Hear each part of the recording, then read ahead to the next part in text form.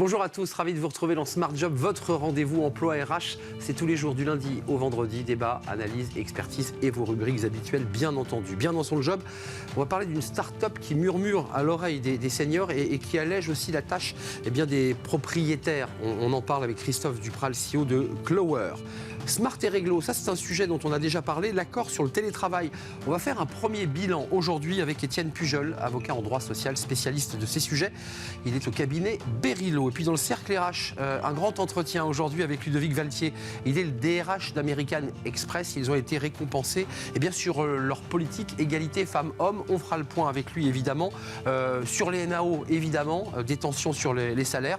Et puis sur le travail hybridé évidemment. Que se passe-t-il chez Amex? On en parlera avec lui dans le cercle RH. Et fenêtre sur l'emploi, des jeux, des jeux cognitifs pour révéler les soft skills. On fera le point avec Arnaud Naudan, il est président de BDO France. Voilà le programme, tout de suite, c'est bien dans son job.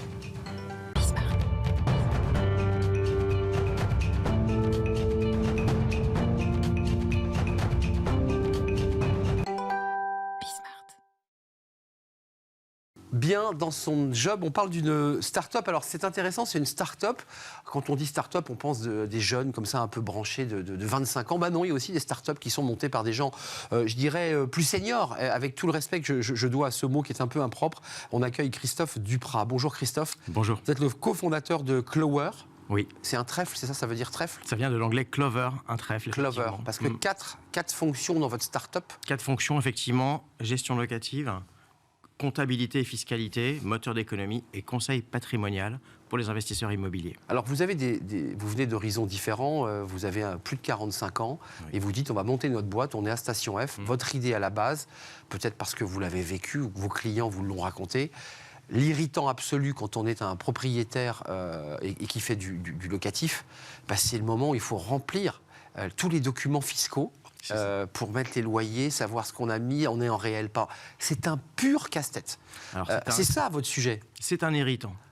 Les investisseurs sont très bien accompagnés quand ils font une acquisition, quand ils font de la gestion aussi, mais ensuite vient ce moment, cet irritant de la déclaration fiscale, et là, aucun acteur n'arrive aujourd'hui à les aider, donc ils sont seuls, ou alors auprès d'un cabinet d'expertise comptable, alors qu'eux-mêmes sont des tout petits clients vis-à-vis de ces cabinets-là. Donc, il n'y a pas de dialogue, il n'y a pas d'échange et il y a beaucoup de frustration des deux côtés.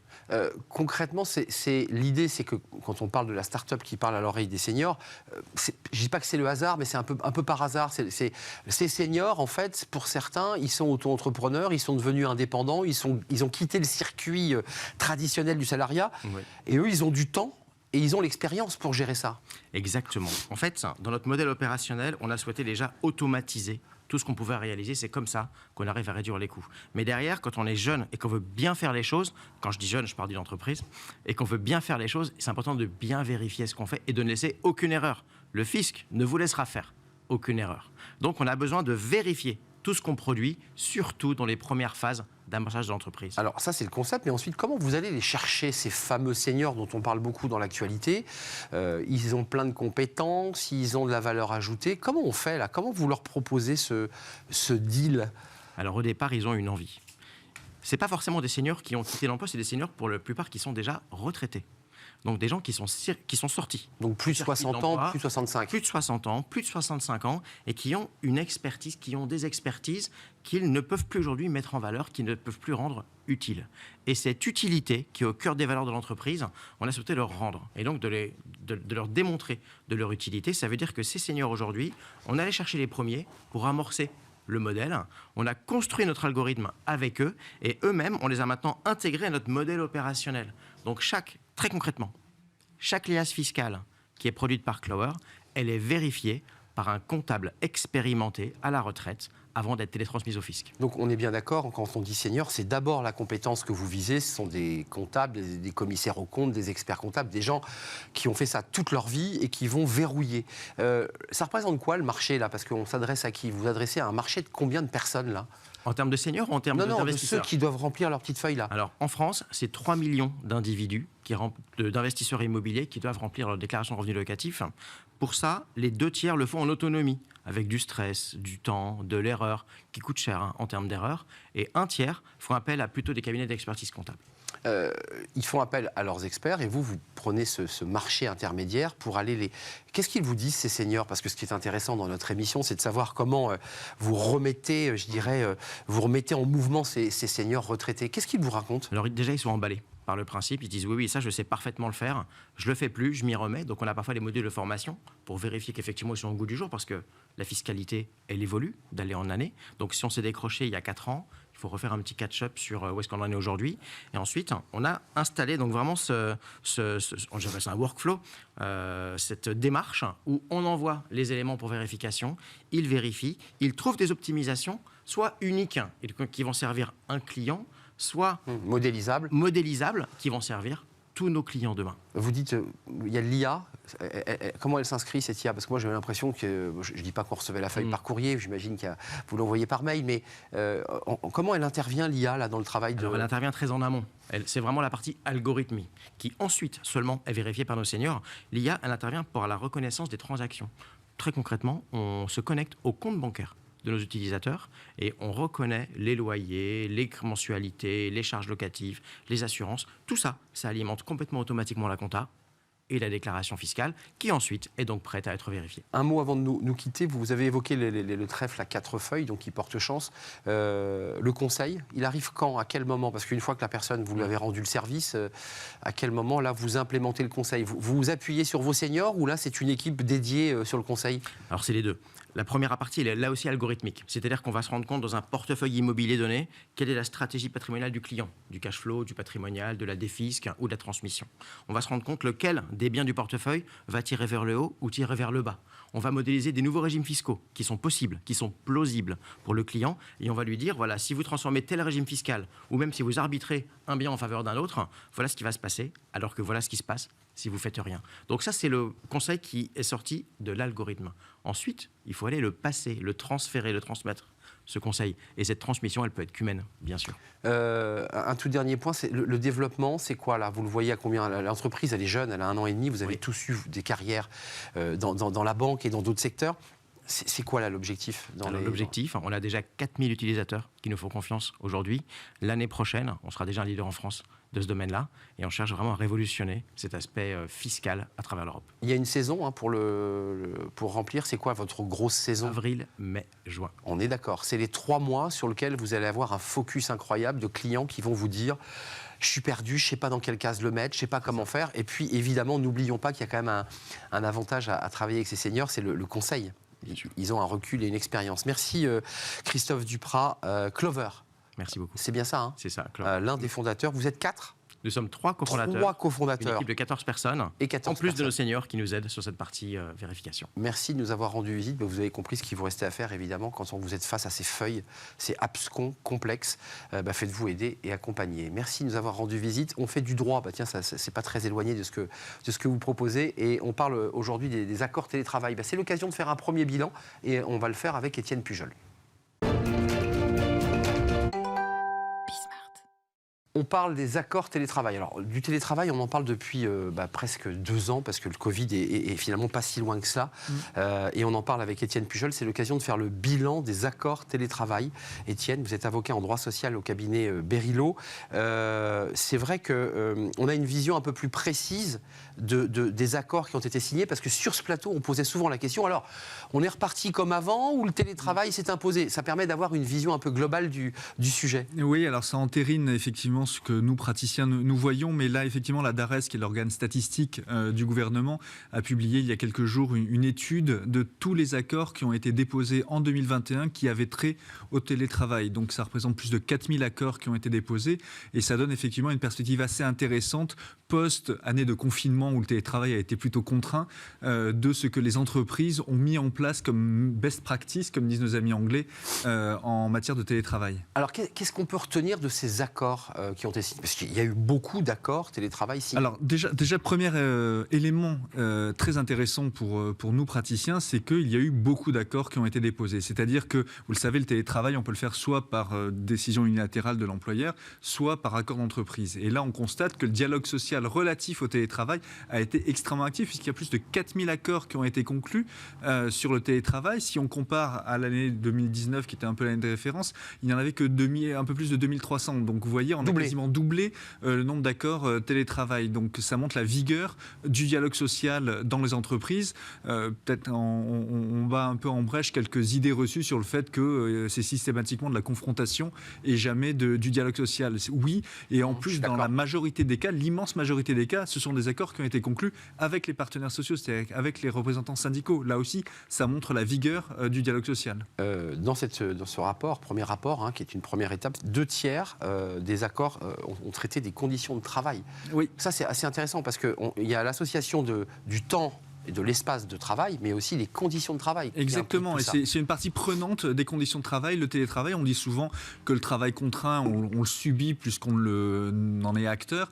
Là, on voit bien que par le dialogue social, on arrive à faire en sorte que les salariés soient acteurs et promoteurs aussi du télétravail comme mode d'organisation de l'entreprise. Et c'est un enseignement qui est très intéressant. Oui, parce qu'on va le voir, il y a quand même plusieurs enjeux de négo. Une fois qu'on a validé l'idée de faire du télétravail, il y a quelques enjeux qui en découlent d'organisation. Exactement, et c'est vraiment tout l'objet du dialogue. Plutôt que d'imposer un mode d'organisation comme le télétravail, eh bien, on va essayer de voir qu'est-ce qui est le plus percutant, le plus impactant pour la vie d'entreprise et pour les managers, parce qu'on n'insistera jamais assez sur le fait qu'on ne manage pas de la même manière des salariés qu'on a sous les yeux et des salariés qu'on voit beaucoup plus rarement.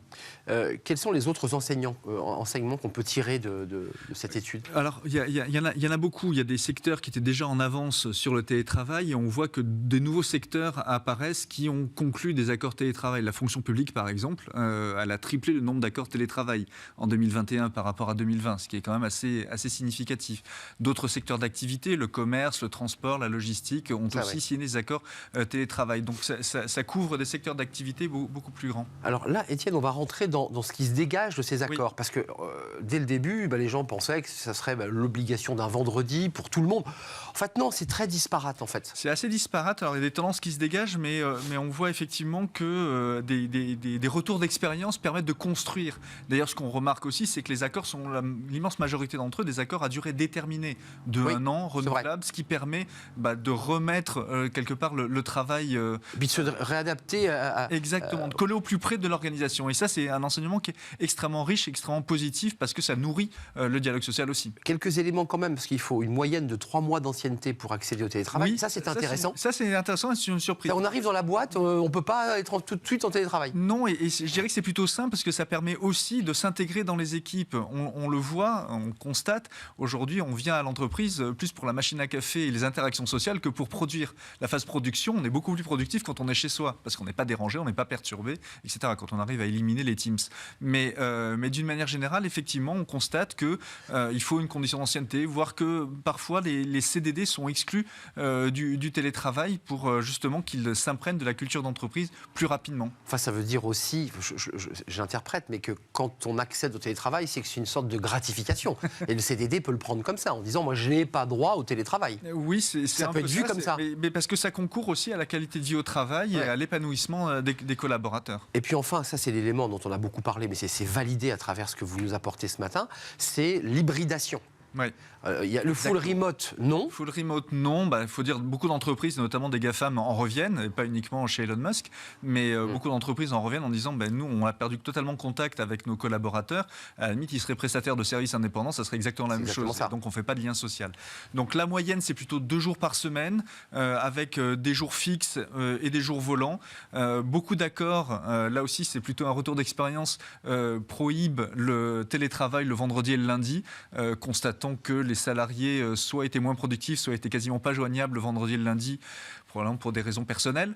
Et voilà, des conditions d'ancienneté, des conditions de réversibilité aussi, c'est-à-dire faire en sorte que si le collaborateur ne souhaite plus télétravailler, il a la possibilité de revenir travailler sur site. C'est pas gravé dans le marbre. Non, exactement. Il faut que ce soit souple. Et le fait que les contrats soient à durée déterminée, enfin les accords collectifs, soient à durée déterminée, ça concourt aussi à cela. Oui, on peut le retravailler au fil de l'eau dès que la période est terminée. Il nous reste 1 minute. Ça, c'est un sujet qui avait été évoqué sur ce plateau, c'est les frais liés au télétravail. Les frais liés au télétravail. Là, ça a négocié dur, là. Et ça a négocié dur. Alors, bon, dans 8 cas sur 10, 8 accords sur 10, l'accord prévoit la fourniture par l'employeur du matériel de soutien, et notamment un ordinateur portable. Normal. Quand le télétravail est plus long, c'est-à-dire quand c'est à partir de 3 jours, ils fournissent aussi un second écran, une souris et un clavier pour des conditions d'ergonomie et éviter les troubles musculo-squelettiques ou la fatigue visuelle. La chaise, le bureau ? La chaise, le bureau, un bureau séparé aussi, c'est-à-dire qu'on s'assure que le collaborateur a des conditions de travail qui sont décentes pour éviter des conséquences. Donc Étienne, là je parle à l'avocat, quand on a un petit appartement à Paris, l'option du tiers-lieu pris en charge par l'entreprise. C'est mieux. On est d'accord. C'est mieux, oui. Encore une fois, on l'a souvent dit sur ce plateau, l'employeur a l'obligation de prévenir les risques professionnels sur la santé. Donc effectivement, si les conditions ne sont pas réunies pour que le collaborateur télétravaille dans un environnement propice, il vaut mieux privilégier un tiers-lieu. Merci Étienne Pujol de nous avoir éclairé sur ce sujet de télétravail avec des éléments concrets, précis, avec un mot à retenir, le dialogue social a bien fonctionné au niveau des entreprises. Ça devrait s'inscrire dans la durée et c'est effectivement le point qu'il faut retenir. Puis on en reparlera dans un an pour tous les accords qui vont s'arrêter et être renouvelés ou pas. Exactement. Merci Étienne Pujol, avocat en droit social, cabinet Berilo. On fait une courte pause et on va s'intéresser dans le cercle RH aujourd'hui au DRH d'American Express. Amex, tout le monde connaît cette marque évidemment. On va faire le point avec lui parce qu'ils ont été récompensés sur leurs actions en matière d'égalité femmes-hommes. Et puis on fera le point évidemment sur les négos de salaire et puis sur la manière dont ils eux-mêmes envisagent l'hybridation du travail. On fait le point, c'est un grand entretien avec le DRH d'Amex.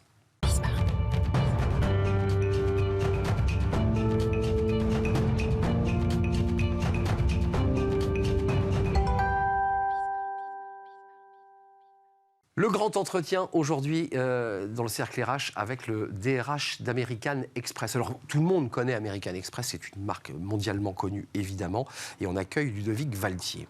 Bonjour Ludovic, on est très heureux de vous accueillir. Alors vous suivez notre émission parce que les DRH suivent notre émission, puis ça vous permet de vous entendre, de vous regarder, de vous challenger. C'est tout l'intérêt d'ailleurs des grands entretiens.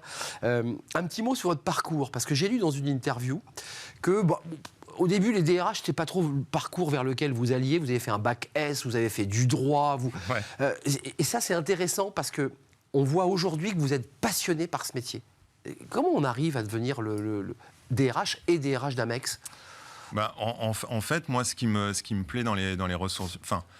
ça peut vous paraître peut-être cliché, mais en fait, sans les femmes et les hommes de l'entreprise, il n'y a pas de stratégie, il n'y a pas de business qui tienne. Donc en fait, moi, ma vision RH, elle est très orientée sur le business.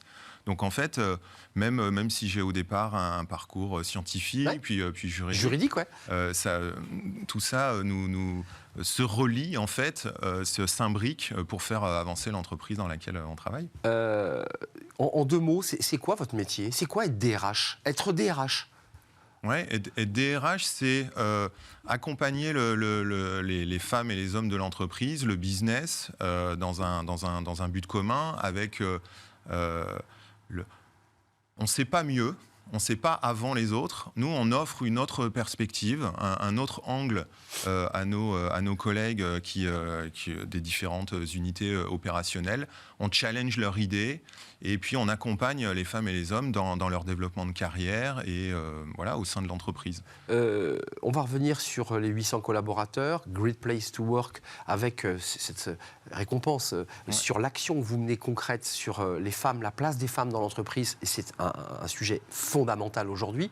C'est un sujet de QVT d'ailleurs. Quand même, aujourd'hui, les NAO vont commencer. Et ça, c'est un sujet de DRH. On est dans une situation incroyable. En plus, Amex, évidemment, ce sont des cartes, c'est de l'argent.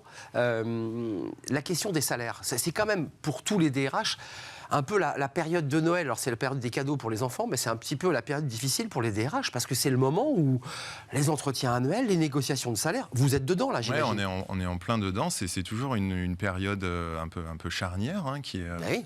Et ça prend encore plus d'ampleur, effectivement, dans le contexte économique qui est le nôtre, avec la crise autour de l'énergie, les conflits qu'on connaît tous, l'inflation. Donc donc on s'efforce d'accompagner et de soutenir nos collaborateurs. Comme j'ai dit, sans eux, il n'y a rien qui est possible. Donc il faut qu'on puisse les accompagner aussi dans ces moments-là. Évidemment, je ne vous pose pas la question de savoir jusqu'où on peut aller. Il y a un débat sur l'indexation des salaires, sur l'inflation. La plupart des économistes, et j'allais dire même des DRH et des patrons disent « attendez, c'est pas possible parce qu'on va arriver à 7, puis à 8, et si on indexe, on s'en sort pas ». Chez Amex, il y a un chiffre que j'ai trouvé très intéressant, et on va revenir sur l'égalité femmes-hommes, mais la fidélisation des collaborateurs. Ça, c'est très intéressant parce que c'est un chiffre impressionnant. 14 ans d'ancienneté en moyenne. Ouais. Ça se joue aussi dans les entretiens annuels. Ça veut dire que les salariés veulent rester, vous disent qu'ils y sont bien, que c'est ça qu'ils vous disent. Oui, mais ce que j'espère et ce qu'on va pouvoir aborder, c'est que aujourd'hui, les collaborateurs et aussi les candidats pour nous rejoindre, et notamment les jeunes candidats, le salaire, c'est hyper important. Ça l'a toujours été, ça le sera toujours. Mais les candidats sont très attentifs à beaucoup d'autres dimensions, et notamment les dimensions d'inclusion et de diversité, de culture d'entreprise, et ça compte beaucoup dans leur choix de rejoindre une entreprise ou pas aujourd'hui. Mais dans votre évolution de métier, tant chez Amex que dans des expériences précédentes, vous dites quand même le monde est en train de vraiment changer devant mes yeux, devant les yeux des DRH. C'est une évidence. Vous posiez la question sur la fonction, l'intérêt de la fonction. Ouais. C'est le changement perpétuel. Ça rend la fonction RH peut-être complexe, mais moi je dirais surtout riche en fait. C'est le changement en permanence. Il faut s'adapter, il faut accompagner les autres. Comme je vous dis, on sait pas avant les autres, mais on essaye de challenger, d'accompagner et d'avancer et de s'adapter à ce changement perpétuel et qui s'accélère même, on a envie de dire. Ludovic, est-ce que les salariés, d'une manière générale, je ne parle pas que d'Amex, mais et vous parlez entre vous, entre DRH, évidemment, est-ce que les salariés ont un peu pris le pouvoir là aujourd'hui dans le contexte de ce marché pénurique où globalement, c'est un peu comme ça se passait dans les années 30, on traversait la rue puis on pouvait trouver un emploi dans l'heure. Est-ce qu'ils ont un peu pris le pouvoir ?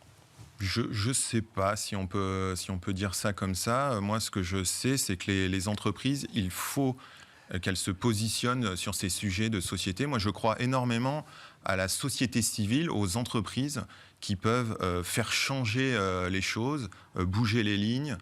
Donc, encore, je parlais sur l'inclusion, la diversité, des sujets de RSE, parce qu'il y a beaucoup d'attentes des collaborateurs là-dessus. Donc, les entreprises, elles doivent se positionner là-dessus parce qu'il y a des attentes sur le terrain de la performance, sur le terrain de la marque employeur.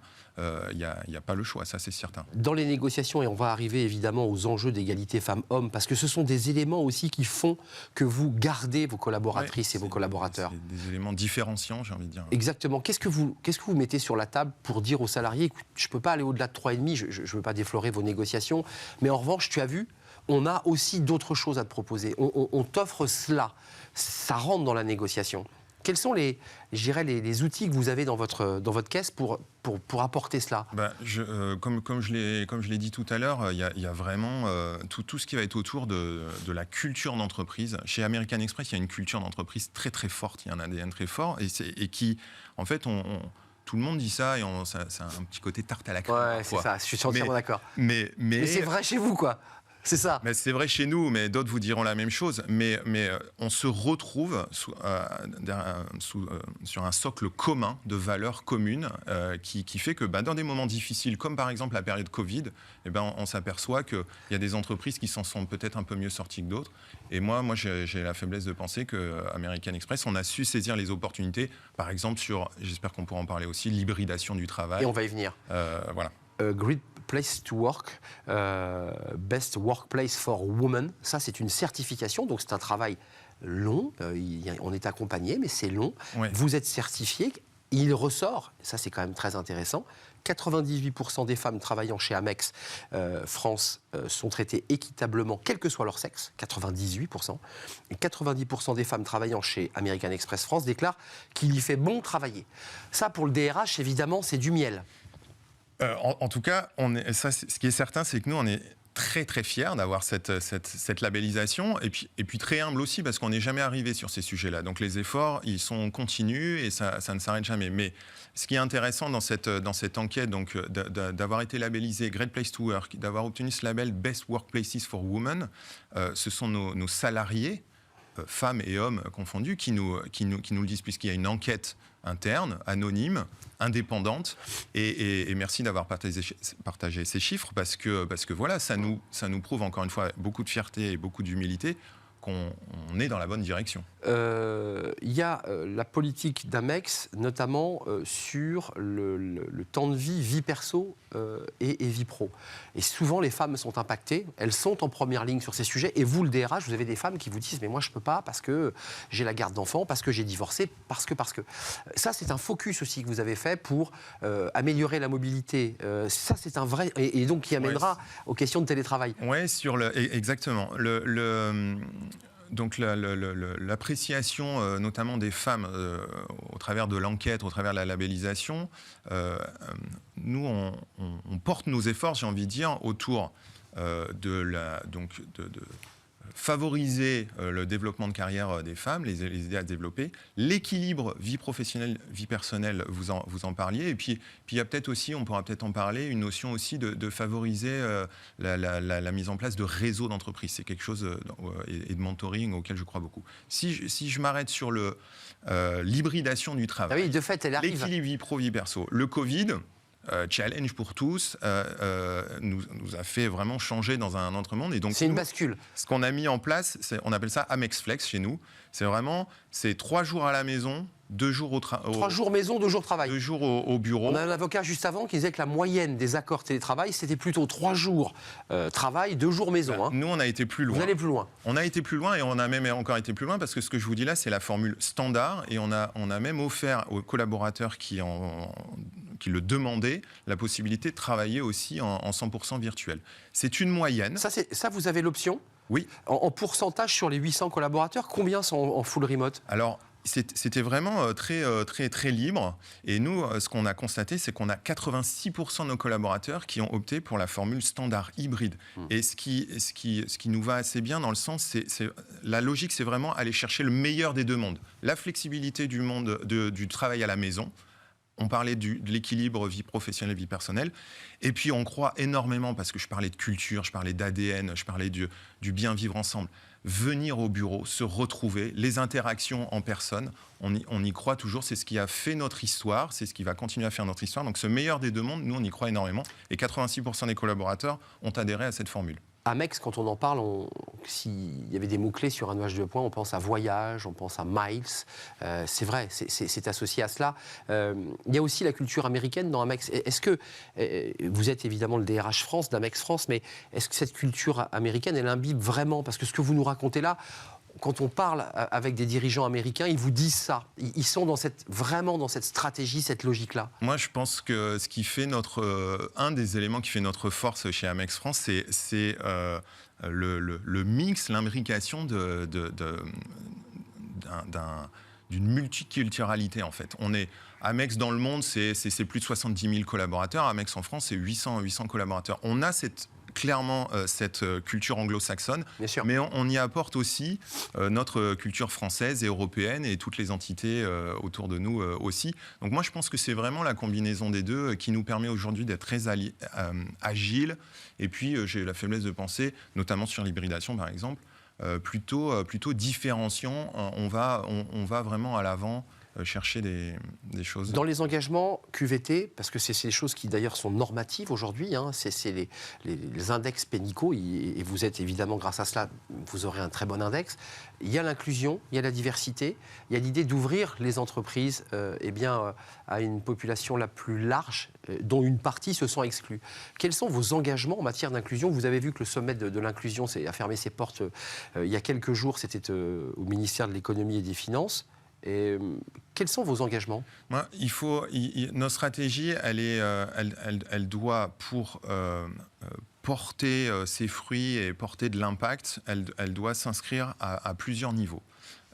Je donnerai quelques exemples concrets. On a mis en place, par exemple, en octobre 2020, un conseil inclusion et diversité qui est composé de collaborateurs volontaires là-dessus, dont le but, c'est de venir challenger la politique de l'entreprise sur les sujets d'inclusion et diversité. Attendez, quand on dit inclusion et diversité, qu'on soit bien d'accord, il y a les questions des personnes handicapées, par exemple. Oui, il y a beaucoup de dimensions derrière l'inclusion et la diversité. Les jeunes des quartiers prioritaires ou moins jeunes d'ailleurs.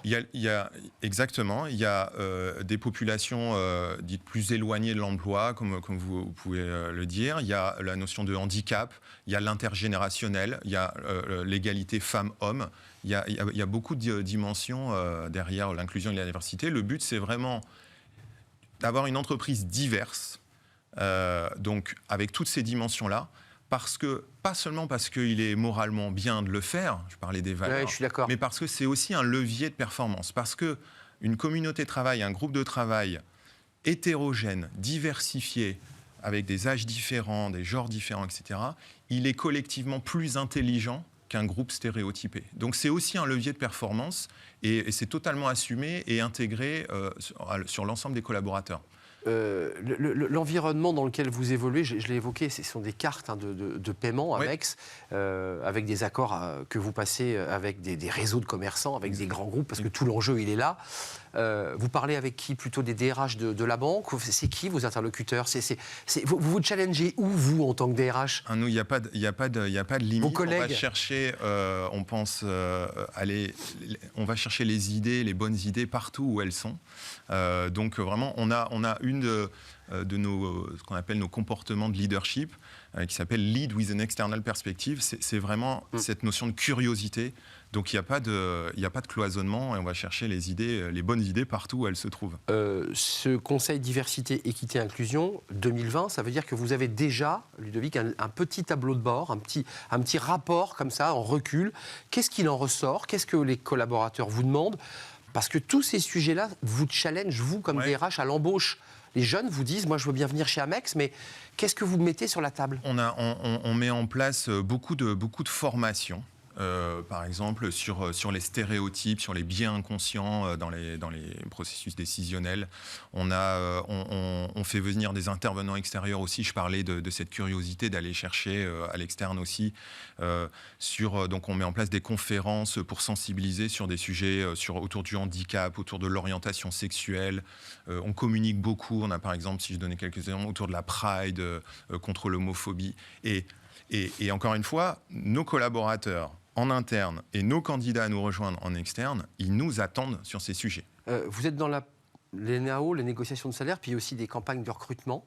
Le service client Amex, il est d'excellente qualité. Et il y a un sujet essentiel lorsqu'on parle à ces banques, à sa banque, ou à d'autres services de téléphonie, pour ne pas citer de marque. Souvent on est déçu. C'est-à-dire qu'on passe un premier filtre et puis ensuite on a quelqu'un qui est parfois très très très loin dans un pays très éloigné pour accéder enfin peut-être à l'info. Ça, c'est quelque chose qui là aussi, vous faites focus sur cette question du service client. Absolument. Et dans vos recrutements, j'imagine qu'il y a une exigence très forte là-dessus. On a absolument le service client, il est vraiment au cœur de notre business et donc du recrutement aussi. Et oui, on est 800 collaborateurs Amex France. On est tous, on est basé à Rueil-Malmaison et notre service client, il est à Rueil aussi. Et on a vraiment ce souci. On a cette recherche d'excellence, d'exigence, vous en parliez. Mais, Ludovic, ça passe par le recrutement que vous faites. Ça passe par le recrutement, et j'allais dire, l'exigence qu'on se pose à nous-mêmes et l'excellence qu'on doit à nos clients, on part vraiment du principe de cette symétrie, c'est que comment mieux s'occuper de nos clients qu'en traitant bien, en s'occupant bien de nos collaborateurs. C'est vraiment ce miroir entre nos clients et nos collaborateurs qui fait notre point d'attention principal. Et parmi les 98% de femmes qui ont répondu, il y a des femmes qui sont en service client, parce que la première personne à qui on parle chez Amex, c'est la personne qui décroche le téléphone. Exactement. C'est vital. Exactement. Et donc on a 98% des collaboratrices qui disent que on a les chances de développement de carrière et de prospérer, j'ai envie de dire, dans sa carrière, de manière indifférente qu'on soit un homme ou une femme. Ludovic Valtier, avant de nous quitter, on va laisser de côté les négociations de salaire et puis je vais vous laisser partir justement parce que je pense que c'est quand même un travail très quotidien à partir du 1er décembre.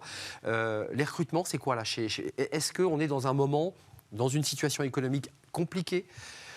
Parce que pour l'instant, en termes de recrutement, vous dites, ou vous continuez à accélérer sur les recrutements? Nous, notre focus, on l'a dit, c'est vraiment sur le service client. Ça reste toujours une réalité, avec une compétitivité très forte. Toutes les entreprises, voilà. Dans votre secteur, et si on fait le lien avec les sujets qu'on a abordés, d'inclusion, diversité, etc. Pour vous, c'est fort, ça, c'est une marque employeur. J'ai parlé de levier de performance. C'est au cœur de notre business et c'est pour l'attractivité, la rétention de nos meilleurs talents et l'attractivité des talents, évidemment que ce sont aussi des sujets capitaux. Donc pour recruter les meilleurs collaborateurs, offrez-les les meilleures conditions de travail. C'est ça votre stratégie. Exactement.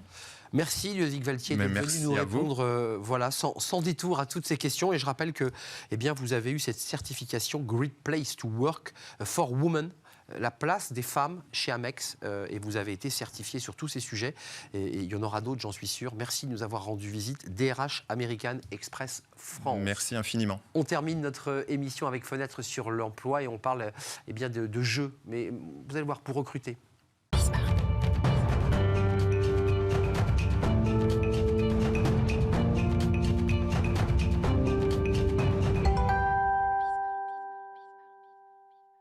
Fenêtre sur l'emploi, des jeux cognitifs pour révéler des soft skills, donc pour recruter. On en parle avec Arnaud Naudan. Bonjour Arnaud. Bonjour. Je suis ravi de vous accueillir. Vous êtes le président de BDO France. Alors, avant de faire le focus sur ces jeux cognitifs, parce que c'est très intéressant, c'est une nouvelle manière de recruter, BDO, c'est quoi ? Alors c'est un cabinet d'audit et de conseil. On est le représentant français donc, du réseau BDO. Donc on est implanté dans 160 pays. On a 90 000 collaborateurs dans le monde. Et donc en France, 1500 collaborateurs dans 45 bureaux sur tout le territoire. Rentrons dans le vif du sujet parce que c'est intéressant. La galère du recrutement pour tout le monde, personne ne trouve. Les CV arrivent, on ne les lit pas. Avec votre modèle, c'est on jette les CV à la poubelle et on passe par le jeu. C'est ça l'idée. Alors c'est ça l'idée. Je pense. En préambule, je pense que le partenariat qu'on va évoquer, ça renvoie à l'ambition de départ de BDO France, qui était de contribuer à transformer nos métiers qui en ont quand même bien besoin et d'ouvrir nos métiers à des profils qui n'y avaient pas forcément accès. C'est une ambition d'ailleurs qui se retrouve dans la signature de marque du groupe qu'on a annoncé il y a quelques semaines, oui. Passionnément engagé. Et donc on espère par ce biais effectivement atteindre cet objectif. On était pionnier d'ailleurs sur le dispositif d'entreprise à mission dans notre secteur. L'inclusion et la diversité sont des objectifs de la mission et donc là on espère atteindre cet objectif avec cette solution. Donc pour entrer dans le concret, une plateforme Gochaba, on est d'accord. Gochaba, oui. Ça va être l'outil sur lequel les personnes vont pouvoir faire ce jeu cognitif. C'est quoi? C'est ludique et on oublie le CV, on est d'accord, c'est ça l'objectif. Alors c'est ça, on oublie le CV comme première étape du recrutement. Je pense que ce qu'on recherchait surtout, encore une fois, pour ouvrir le cabinet, c'était de lever les biais qu'on peut avoir dans nos recrutements. Je crois qu'il y avait 3 enjeux. Comment est-ce qu'on arrive à recruter des profils qui sont réellement différents ?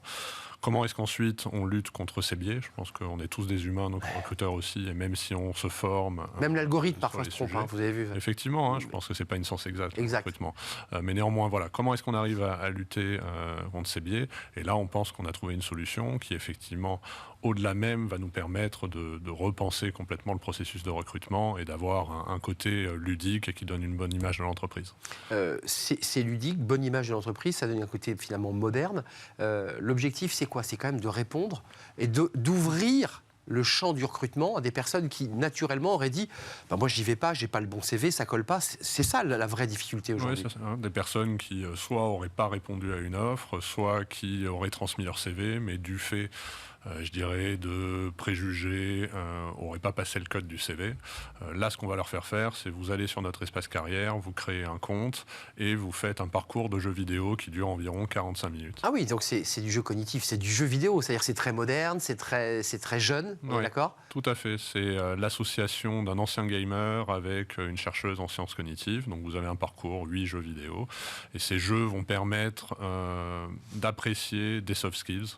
Donc l'empathie, la capacité à travailler en équipe, la gestion du stress. Et à la fin de ça, on obtient un score d'adéquation entre le profil de la personne et le poste pour lequel il postule. Le candidat qui va aller sur la plateforme Gochaba versus BDO, il a le retour ? Il a sa feuille devant le nez tout seul ou on l'appelle pour lui faire un débrief? Comment ça se passe ça? Parce que évidemment, moi j'ai envie de le faire ce jeu et de savoir si je suis empathique, bienveillant, si je sais travailler en équipe. J'ai un retour direct? Alors oui, en effet, c'était un des sujets aussi qu'on souhaitait adresser, c'est que souvent quand vous postulez pour une offre, soit vous n'avez pas de retour, Non. soit on vous donne simplement une réponse positive ou négative. Mais vous Pas de n'avez chance. pas finalement Ouais, c'est ça. C'est un pas de chance. rendu qui vous aide éventuellement, si vous n'êtes Ah ouais. pas pris pour cette offre, à vous développer et Bien sûr. potentiellement à faire mieux le coup d'après. Donc là, effectivement, tous les candidats auront un rapport avec comment est-ce qu'ils se sont comportés, un peu un test de personnalité. Je pense que ce qui était intéressant aussi dans la solution, c'est, je ne sais pas si vous avez fait des tests de personnalité dans votre Ça va vie, arrivé. mais la façon dont les questions sont posées, elles sont très biaisées. Si on vous dit, quand vous êtes en groupe, est-ce que vous aimez interagir avec les gens?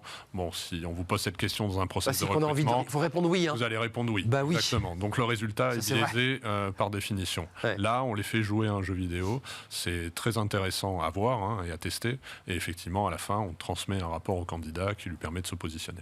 Donc ça veut dire qu'on lui dit globalement, à l'issue de ce retour d'expérience, c'est une expérience, c'est bon, vous passez l'étape au-dessus. Il a aussi cette réponse-là où il a un retour sur lui-même. Alors, il a un retour sur lui-même. Ensuite, dans tous les cas, nos recruteurs, nos équipes RH et les métiers auront une restitution et ça nous permet après d'aller dans la deuxième phase du recrutement et donc dans l'entretien avec nos équipes. Arnaud, il nous reste un petit peu de temps.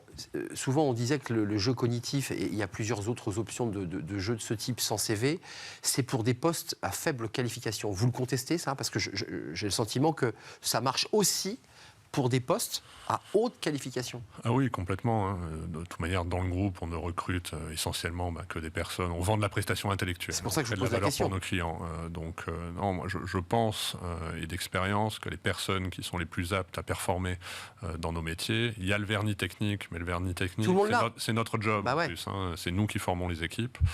Nous, ce qu'on va chercher, c'est plutôt des personnes qui ont la tête bien faite, qui arrivent à travailler avec un client, qui se posent les bonnes questions. Et donc ça, c'est vraiment dans les soft skills qu'on voit si un profil performe ou pas. Donc je pense réellement que ce type d'approche s'applique essentiellement à nos métiers. Gochaba BDO, Gochaba c'est la plateforme, on l'aura compris, qui était, sur laquelle il y a ce jeu vidéo. Vous avez déjà un retour là où ça démarre? Ça démarre, on teste là, on a implémenté. D'accord, n'allez pas tout de suite sur Gochaba, c'est pas encore ouvert. Il faut savoir que pour qu'on ait les résultats qu'on attend, il faut paramétrer l'algorithme sur des pools de collaborateurs qu'on a fait en interne. Donc je veux dire, c'est quelque chose qui joue et qui crée de la data et de l'expérience. Qui crée de la data. Donc on prend des performeurs, on regarde comment est-ce qu'ils agissent. Ça permet de paramétrer l'outil et derrière d'avoir des résultats qui sont le plus fins et le moins biaisés.